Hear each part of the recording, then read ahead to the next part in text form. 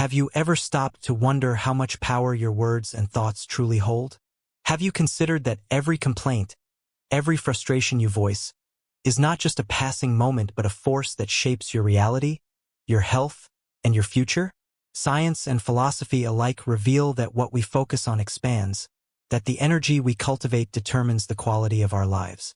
If we feed patterns of dissatisfaction, we reinforce a cycle of negativity. But if we shift toward gratitude, we rewire our minds, strengthen our bodies, and transform our daily experience. The choice is always in our hands. Will you continue allowing negativity to shape your days? Or will you take control and begin the shift toward a life of appreciation and higher energy? If you are ready to break the cycle and embrace a new way of living, comment "ready" below so we can all take this journey together. Imagine yourself standing by a river, watching the water flow effortlessly around rocks and bends. The river does not resist. It does not complain that a boulder is in its path or that the wind disturbs its surface. It simply moves forward, adapting, embracing the obstacles as part of its journey. Now, contrast this with the way we, as human beings, often engage with life. Instead of flowing, we resist. We push back against reality with our complaints, our frustrations, our insistence that things should be different. But what happens when we do this? What cost do we pay, not just emotionally but physically, mentally, and even spiritually? Science has long confirmed what ancient philosophers and spiritual teachers have understood intuitively. Our thoughts and words have power. When we complain, we are not simply venting, we are reshaping our brains, rewiring our nervous systems, and altering the very chemistry of our bodies. The brain is an incredible organ, constantly adapting to our habits and reinforcing whatever patterns we feed it. Neuroscientists call this neuroplasticity, the brain's ability to rewire itself based on repeated experiences. Dr. Rick Hanson, a leading researcher in positive neuropsychology, explains that our brains have a built-in negativity bias, a survival mechanism designed to keep us alert to danger. But in modern life, this bias often backfires. When we complain repeatedly, we strengthen neural pathways that make negativity our default state. It's like walking the same path through a field every day. The more we tread that path, the deeper it becomes, and the harder it is to take a different route. Beyond the brain, complaining has profound effects on the body. Each time we dwell on frustration or dissatisfaction, our amygdala, the part of the brain responsible for processing emotions, sends an alert signal, triggering the release of cortisol, the body's primary stress hormone. While cortisol is helpful in short bursts, preparing us to respond to immediate threats, chronic elevation of this hormone wreaks havoc on our health. Studies have shown that prolonged exposure to cortisol weakens the immune system, increases inflammation, and contributes to conditions such as heart disease, high blood pressure, and even cognitive decline. A long-term study conducted by the University of California found that individuals who frequently engaged in negative thinking patterns were at a significantly higher risk of developing memory-related disorders, including Alzheimer's disease. The connection is clear. The way we habitually think and speak is not just shaping our mood, it is shaping our future health. But what about our daily energy? Many people over 65 report feeling drained, not just physically but emotionally, as if life has become heavier with time. Could the habit of complaining be contributing to this exhaustion? The answer, according to both science and spirituality, is a resounding yes. In energetic terms, complaining creates resistance, like a stone disrupting the natural flow of a river. It generates tension in the body, tightness in the shoulders, a clenched jaw, shallow breathing, all of which deplete our vital energy. Eastern medicine has long recognized this connection, particularly in traditions like traditional Chinese medicine, TCM, and Ayurveda, both of which teach that emotions have direct physiological effects. In TCM, chronic frustration and dissatisfaction are believed to weaken the liver's energy flow, which in turn affects digestion, sleep, and overall vitality. In Ayurveda, a constant state of negativity is said to imbalance the body's doshas, leading to physical ailments. More than just affecting our own bodies, complaining has a ripple effect on those around us. Human energy fields, or what some scientists refer to as bioelectromagnetic fields, are constantly interacting. Studies using EEG and heart rate variability monitoring have demonstrated that emotions are contagious. When one person in a household or social group frequently complains, it alters the collective mood, much like a single drop of ink discoloring an entire glass of water. This is why environments where chronic complaining is the norm, whether a workplace, a family gathering, or a retirement community, often feel heavy and draining. Conversely, spaces where gratitude and appreciation are cultivated tend to feel lighter, more uplifting. The energy we bring into a room matters. It influences not only our well-being but the well-being of everyone we encounter. If we accept that complaining depletes our energy, harms our health, and shapes our perception of reality, the next question becomes, what can we do about it? The good news is that just as the brain can be wired for negativity, it can also be rewired for positivity. The first step is awareness. Begin by noticing when you are about to complain. Catch yourself before the words leave your lips or before your mind spirals into a cycle of dissatisfaction. Ask yourself, is this thought or statement helping me? Or is it reinforcing a pattern I want to break? A simple yet powerful practice is what I call the 3-breath reset. The next time you feel frustration rising, stop. Take a deep breath in and exhale slowly, releasing tension.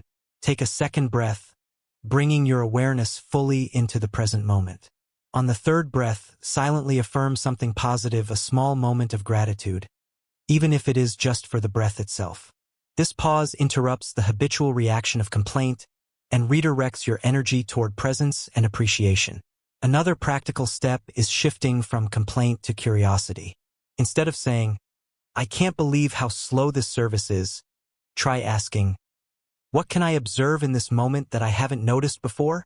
Instead of, I hate this weather, ask, what is one thing I can enjoy about today? The mind is naturally drawn to what we repeatedly focus on. If we train it to look for frustration, it will find frustration. If we train it to look for something of value, it will find value. Ultimately, the choice is ours. We can continue reinforcing patterns that drain our energy, weaken our bodies, and cloud our perception, or we can take conscious steps toward a lighter, more vibrant existence. Change does not require grand gestures. It begins with a single thought, a single word, a single choice. Like the river that flows without resistance, we too can learn to move with life rather than against it. The question is not whether challenges will arise, they will. The question is how we will meet them, with resistance and complaint, or with acceptance and intention. The answer, quite literally, determines the quality of our days and the health of our future. Picture yourself as a musician tuning a grand piano. Each key, when struck, produces a specific note, and when those notes are in harmony, the result is a beautiful melody. But if the instrument is out of tune, even the most skilled pianist cannot create music that is pleasing to the ear. In the same way, your thoughts, emotions, and words act as the notes in the grand symphony of your life. The vibrations you emit, whether through complaint, gratitude, fear, or love, shape not only your internal experience but also the world around you. Just as a single discordant note can disrupt an entire composition, chronic negativity distorts the energy you carry and the reality you create. The power of vibration is not merely a poetic concept but a principle deeply rooted in both science and philosophy. Everything in existence, from the smallest atom to the vastest galaxy, vibrates at a certain frequency. This idea, first articulated in ancient Hermetic philosophy with the axiom all is vibration, is now supported by quantum physics, which confirms that at the most fundamental level, all matter is energy in motion. When you speak, think, or feel, you are not merely expressing an internal state. You are broadcasting a frequency that interacts with the world around you. Studies in psychophysiology show that human emotions have measurable vibrational frequencies. Dr. David Hawkins, a renowned psychiatrist and consciousness researcher, developed a scale of human consciousness that assigns numerical values to different emotional states. He found that emotions such as shame, guilt, and anger vibrate at lower frequencies, while gratitude, joy, and love resonate at higher ones. More importantly, he discovered that these frequencies are not passive, they influence the energy field of those who emit them and those who come into contact with them. When you repeatedly engage in complaining, you are immersing yourself in a frequency of resistance, reinforcing neural pathways that keep you locked in cycles of dissatisfaction. The brain, wired for efficiency, strengthens whatever it is repeatedly exposed to. If you feed it thoughts of frustration and lack, it will become more adept at recognizing and amplifying those patterns. This is why chronic complainers often feel trapped in negativity, unable to see the good around them even when it is present. The effect extends beyond the mind into the very fabric of the body. Research at the HeartMath Institute has demonstrated that the human heart generates an electromagnetic field that extends several feet beyond the body. This field, which fluctuates based on emotional states, interacts with the energy fields of others, meaning that your vibrational output is not only affecting you but also influencing those around you. A study published in Psychoneuroendocrinology found that exposure to negative speech patterns including complaints, gossip, and expressions of frustration can trigger stress responses in listeners, raising cortisol levels and increasing physical tension. In contrast, words of encouragement and appreciation produce a calming effect, lowering blood pressure and promoting cardiovascular health. The implications of these findings are profound. It means that each complaint you vocalize is not just a fleeting moment of dissatisfaction. It is a ripple in the energetic and biological systems of both yourself and those within your sphere of influence. The connection between speech, thought, and reality is evident in fields as diverse as neuroscience, metaphysics, and behavioral psychology. In experiments on the placebo effect, researchers have found that belief alone can create measurable physiological changes. When patients are given sugar pills but told they are receiving powerful medication, their bodies often respond as if they were truly being treated. This demonstrates that perception is not passive. It is an active force shaping reality at both the chemical and energetic levels. Similarly, the words you use, whether in complaint or in gratitude, reinforce a perception of the world that your brain then seeks to confirm. If you frequently complain, you train your mind to filter out positive aspects of life and focus on frustrations. If you cultivate gratitude, your brain rewires itself to notice and amplify experiences of joy, peace, and abundance. Philosophers and spiritual teachers have long understood that perception is the gateway to reality. Marcus Aurelius, the great Stoic emperor, wrote that our life is what our thoughts make it. In Eastern traditions, the idea is expressed through the principle of mind creates world. This is not just metaphorical. It is literal in the sense that the thoughts we entertain dictate the experiences we have. Consider two people sitting in a traffic jam. One sees it as an unbearable inconvenience, cursing the delay and feeling their blood pressure rise. The other sees it as an opportunity to listen to music, reflect, or simply accept the moment as it is. The external situation is identical, yet the internal experience is vastly different. The first person's perception generates stress chemicals and reinforces neural patterns of frustration. The second cultivates acceptance, preventing the buildup of unnecessary tension.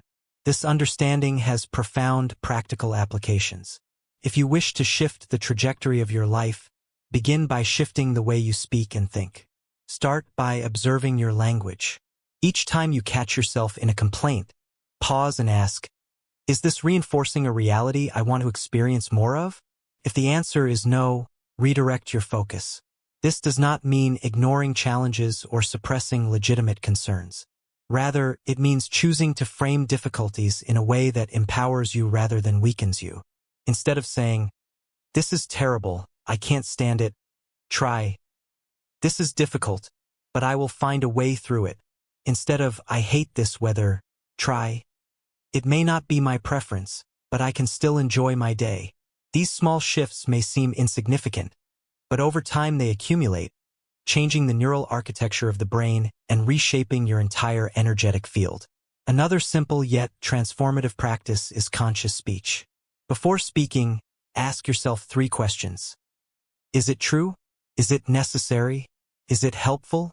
This practice, rooted in Buddhist philosophy, helps to filter out unnecessary negativity and ensures that the energy you project into the world is constructive rather than destructive.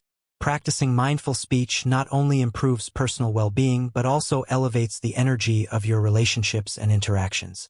When you consistently speak from a place of awareness rather than reaction, you become a source of calm in an often chaotic world.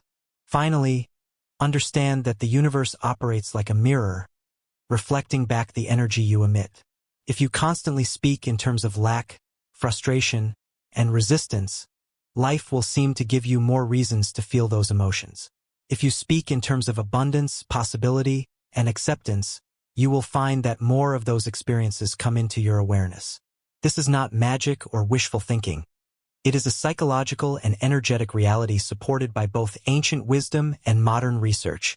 By consciously tuning your frequency, just as a musician tunes an instrument, you take control of the song your life is playing.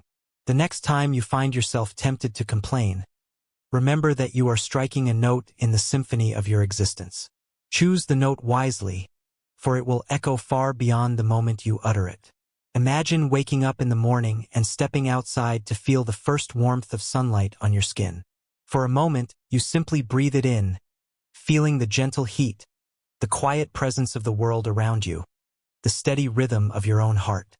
In this small moment of awareness, there is no worry, no regret, no complaint, only the present, full and alive. Now, imagine another version of that morning, where the first thing you do is notice the aches in your body, the traffic outside, the news that reminds you of everything wrong in the world. The same sun is shining, the same air surrounds you, but the experience is entirely different because your focus has shifted. In this simple shift of attention lies one of the most profound truths of human existence. What you focus on expands, and the energy you cultivate shapes not just your mood, but the very quality of your life. Neuroscientists have found that our brains are wired to reinforce whatever we habitually think.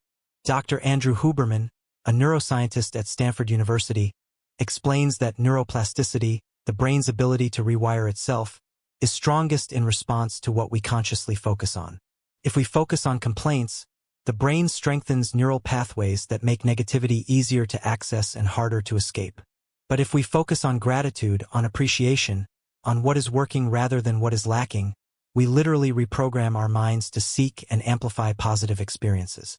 This is not just about emotion, it is about biology.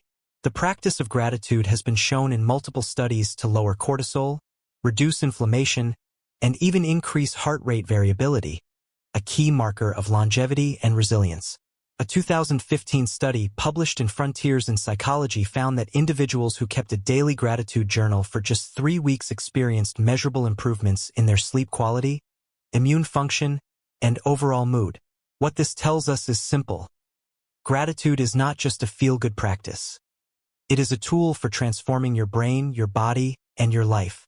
But how does one shift from a habit of complaint to a habit of gratitude? It begins with the smallest decision, to pause. Before reacting to an annoyance, before voicing a frustration, before letting an old habit of dissatisfaction take over, take a single breath. In that breath, there is space to choose: do you continue down the familiar path of negativity, or do you redirect towards something that serves you better? A simple practice to anchor this shift is what I call the 3-breath reset. When frustration arises, stop and take a deep inhale. On the first breath, release physical tension, allowing the shoulders to drop, the jaw to unclench. On the second breath, bring awareness to the present, noticing something neutral or positive around you, the warmth of your cup of tea, the sound of birds outside, the sensation of your own steady heartbeat. On the third breath, internally express gratitude, even for something small. I am thankful for this moment, or I am grateful for the lessons this challenge is teaching me. This practice may seem deceptively simple, but it is a powerful interruption to unconscious patterns. It brings you out of reaction and into intention. Beyond momentary awareness, integrating gratitude into daily life requires consistency. One of the most effective ways to retrain the mind is through a gratitude journal. Each evening, take 5 minutes to write down 3 things you were grateful for that day. They do not have to be extraordinary: a smile from a stranger, a meal that satisfied you, the way the sunlight filtered through your window in the afternoon. The purpose is not just to write, but to feel. Studies have shown that the emotional engagement in gratitude practice is what creates lasting neurological change. The more deeply you feel gratitude, the more your brain rewires itself to default toward appreciation rather than dissatisfaction. Another practice, especially powerful for those who have spent years accustomed to noticing what is wrong, is gratitude visualization. Before bed or upon waking, close your eyes and imagine a moment of gratitude so vividly that you can feel it in your body. Picture the details, the colors, the sounds, the emotions of the moment. This practice strengthens the connection between mind and body, reinforcing the neural circuits of appreciation. Research at the University of California, Berkeley, has shown that individuals who practice gratitude visualization experience lower levels of stress and anxiety, as well as increased overall life satisfaction. The reason is simple. The brain does not fully distinguish between what is vividly imagined and what is real, meaning that this practice can amplify the emotional and physiological benefits of gratitude as if you were experiencing it in real time. But gratitude is not just about the self, it is about how we engage with the world. The energy we emit affects those around us, just as a single light can brighten an entire room. Scientists at the Institute of Noetic Sciences have found that positive emotions, when sustained, create measurable changes in the electromagnetic field of the heart, influencing not only our own biology but the nervous systems of those in close proximity. This means that when you cultivate gratitude, you are not just transforming your own experience, you are shifting the energy of your home, your relationships, even the spaces you move through in daily life. Consider how different a conversation feels when it begins with a complaint versus when it begins with appreciation. The way you speak to the people around you shapes the emotional climate of your interactions. A simple habit to integrate is what I call the first words rule. Before greeting a spouse, friend, or even a stranger, make your first words something positive. Instead of, "This weather is terrible," say, "It's good to see you."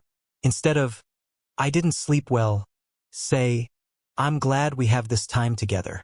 These small shifts create momentum, setting a different emotional tone not just for yourself, but for those you engage with. The final and perhaps most profound shift comes from recognizing that gratitude is not just an action but a way of being. It is not something to do when circumstances are favorable, but something to cultivate even in the face of challenge. Viktor Frankl, the Austrian psychiatrist and Holocaust survivor, wrote that the last of human freedoms is the ability to choose one's attitude in any given set of circumstances. This means that no matter what life presents, we have the power to decide how we meet it. This is not about denying hardship, but about choosing the perspective that best serves our well-being and growth.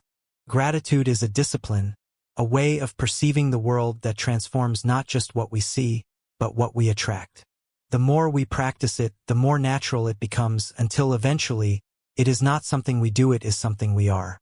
If you take nothing else from this, let it be this: every moment offers a choice. Every complaint is an opportunity to shift toward appreciation. Every frustration is a chance to practice acceptance. Every challenge is a doorway to growth. The quality of your life is determined not by what happens to you, but by how you choose to perceive it. Begin today in the simplest way, one breath, one word, one moment of gratitude at a time. In doing so, you do not just change your own life, you change the very energy of the world around you.